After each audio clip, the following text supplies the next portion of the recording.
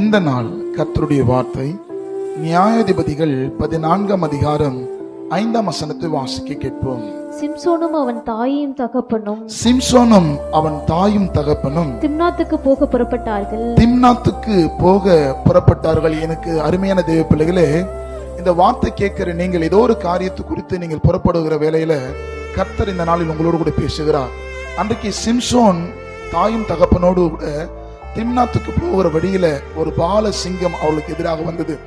எத்தனை தடைகள் வந்தாலும் சிம்சோனோடு கர்த்தர் இருந்ததுனால அந்த தடைகளை கர்த்தர் மாற்றினார். இந்த வார்த்தை கேட்கிற உங்களை பார்த்து கர்த்தர் சொல்கிறார், அவர் உங்களோடு கூட இருக்கிறார் என்று சொன்னா எத்தனை பால சிங்கங்கள் வந்தாலும் கர்த்தருடைய ஆவி எல்லாவற்றையும் முறியடிக்கும். இந்த காலை வேளையில அவருடைய ஆவியை எதிர்பாருங்கள், அந்த ஆவியை எல்லாவற்றையும் முறியடிக்கும். கர்த்தர் உங்களை ஆசீர்வதிப்பார். ஆமென்.